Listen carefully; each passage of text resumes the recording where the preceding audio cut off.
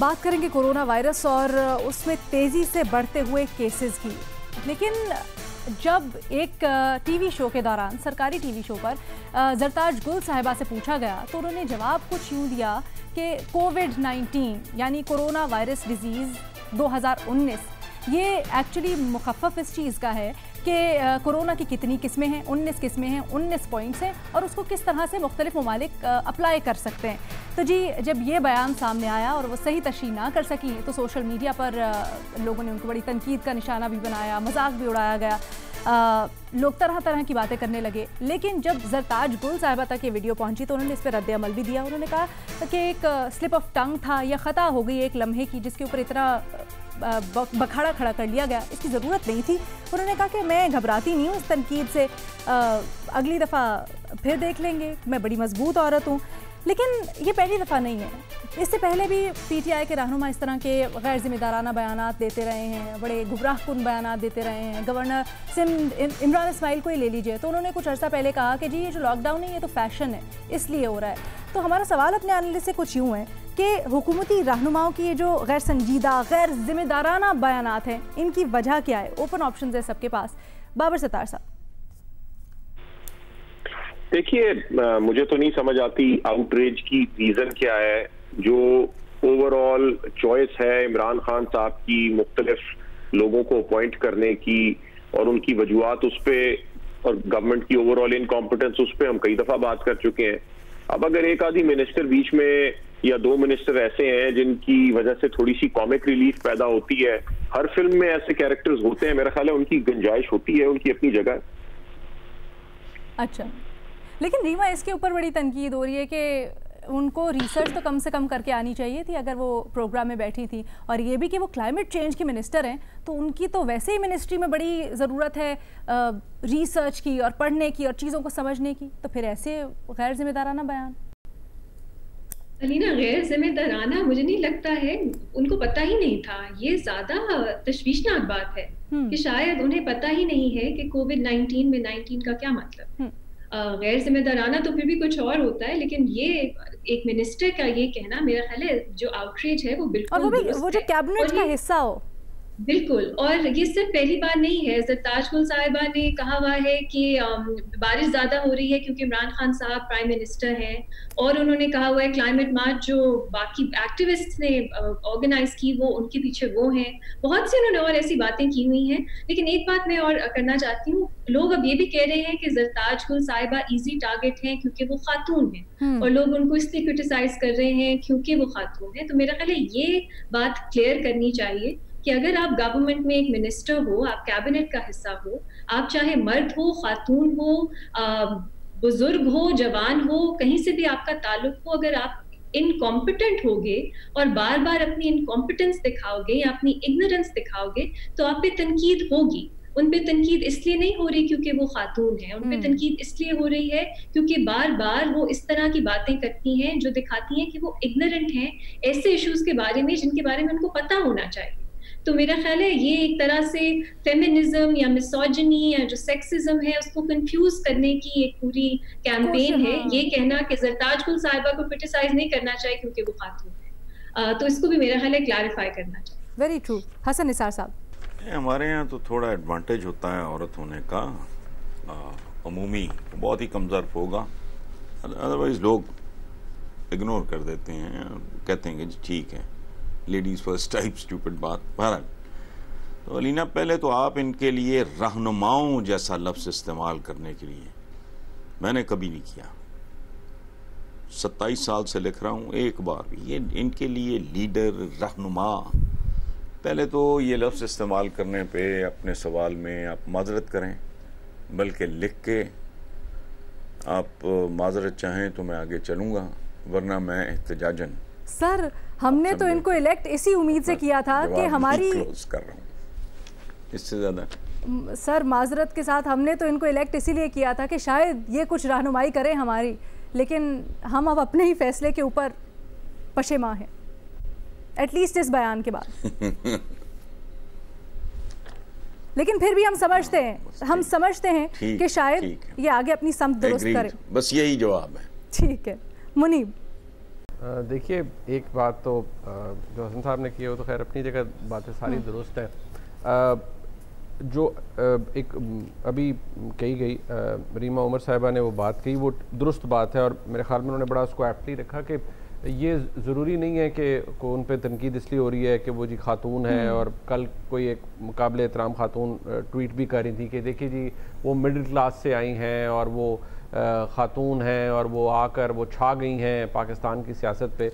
तो ऐसे मतलब जो सब सोच हो तो अक्ल पे भी मातम करने को दिल करता है कि वो क्या आ गई, क्या छा गई। शायद अगर तारीख पर नज़र दौड़ाई जाए तो शायद पता वाकई लगेगा।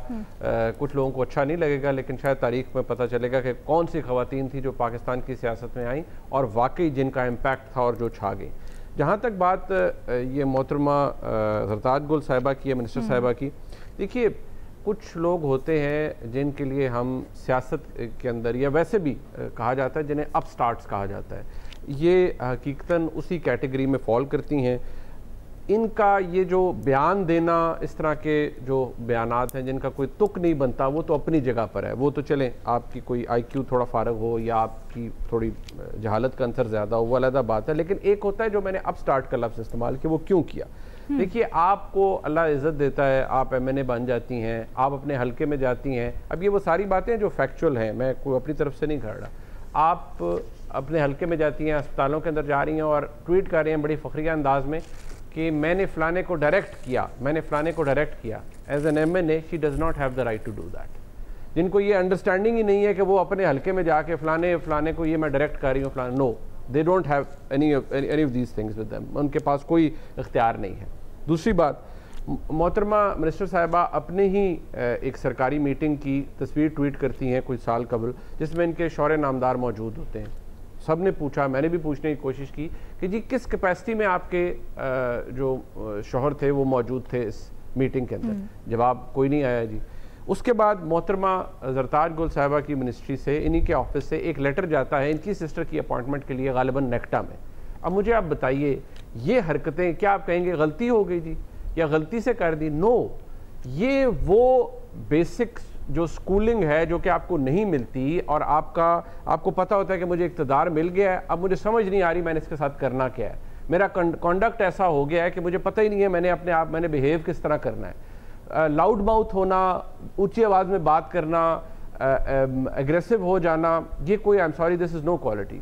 अगर आपकी बात के अंदर दलील नहीं है, अगर आपका कॉन्डक्ट ऐसा नहीं है कि जिससे वाकई जो हसन साहब फरमाते हैं कि जी रहनुमा का लफ्ज़ हम इस्तेमाल करते हैं, तो अगर आप अपने आप को इवन उस डायरेक्शन के अंदर अगर नहीं रख सकते, फिर आप एक मिनिस्ट्री छोड़ 10 मिनिस्ट्रियों का कलमदान रख लें, अपने पास जो मर्जी कर लें, आप तब्दील नहीं हो सकते। तो ये इस पर क्या कहा जा सकता है सिवाय इसके कि बस बट रही है जहालत। ठीक है, कोई बात नहीं। ठीक है, मज़हर अब्बास साहब। देखिए, डिग्री होती है, असली हो के जाली हो।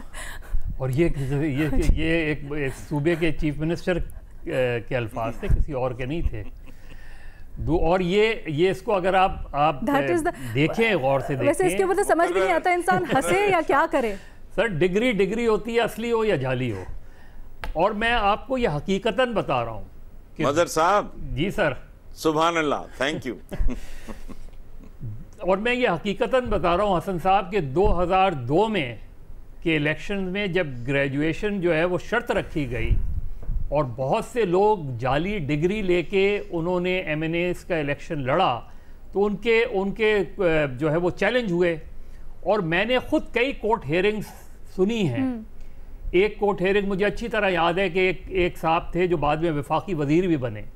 उनसे कोर्ट ने पूछा, उनके पास आलिम फाजिल की डिग्री थी, उनसे कोर्ट ने पूछा कि आप उनसे कुछ इस्लामी तारीख के सवालात किए, तो उन्होंने कहा जी मुझे याद नहीं है। तो उन्होंने कौन से मदरसे से आपने पढ़ा है? तो कहने लगे अभी मुझे इस वक्त याद नहीं कि मैंने कौन से मदरसे से वो डिग्री ली है। तो इस तरह की चीज़ें सामने आई हैं हमारी, और उसमें बहुत एक्सपोजर हुआ उन लोगों का भी जो जाली डिग्रियों पे, और जाहिर है इससे पहले ग्रेजुएशन शर्त नहीं थी, बाद में भी शायद ख़त्म कर दी गई, वो शर्त ख़त्म कर दी गई, लेकिन इसने बहुत से लोगों को एक्सपोज किया। और उम्मीद ये थी कि तहरीक इंसाफ पढ़े लिखे लोगों को लेकर आएगी। तो पढ़े लिखे लोग रखना जो है वो सिर्फ डिग्री की निशानी नहीं होती। सिर्फ डिग्री किसी के पास हो तो वही पढ़ा लिखा नहीं हो सकता। शऊर, आपको शऊर भी, आपकी स्टडी भी, देखिए, अब तो सूरत हाल ये है कि अमरीकी सदर जो है वो ये कह रहा है कि जी अमेरिका में इसलिए टेस्ट केसेस ज़्यादा हुए हैं क्योंकि हमने टेस्ट ज़्यादा करवाए, लिहाजा मैंने हिदायत की है कि टेस्ट अब कम करवाए जाएँ। तो हमारे यहाँ तो इस वक्त दुनिया में ग्लोबली ये चीज़ें हो रही हैं। उन्होंने तो कोरोना के दौरान एक रैली रखी है, गालिबन 19,000 लोगों को जमा किया उन्होंने। तो अब अगली मर्तबा सरताज गुल साहब जब किसी प्रोग्राम में आए तो उनसे ये सवाल दोबारा किया जाए कि कोविड-19 क्या होता है। ओके, और यहाँ पर एक चीज़ जो रीमा ने बड़ी अच्छी पॉइंट आउट की, ये जो लोग या वो ख़ुद भी अगर ये कहती हैं कि ख़ातून हैं इसलिए ज़्यादा अटैक किया जा रहा है, या सिनफ़े नाजुक जिस तरह से कहा जाता है वो समझकर ज़्यादा अटैक आसान हदफ है, तो जब हम इक्वालिटी की बात करते हैं तो हमें उतना मजबूत भी होना चाहिए। अगर हम कोई कहीं पे हो जाती है गलती, सबसे हो जाती है, नो वरीज इन दैट, लेकिन हमें अपने आप को मजबूत भी उतना करना चाहिए क्रिटिसिज्म के लिए भी, और फिर अगली दफ़ा तैयारी के साथ आना चाहिए और बेहतर अंदाज में परफॉर्म करना चाहिए। इस उम्मीद के साथ हम आज अपना प्रोग्राम क्लोज करेंगे। Take very good care of yourself. Allah.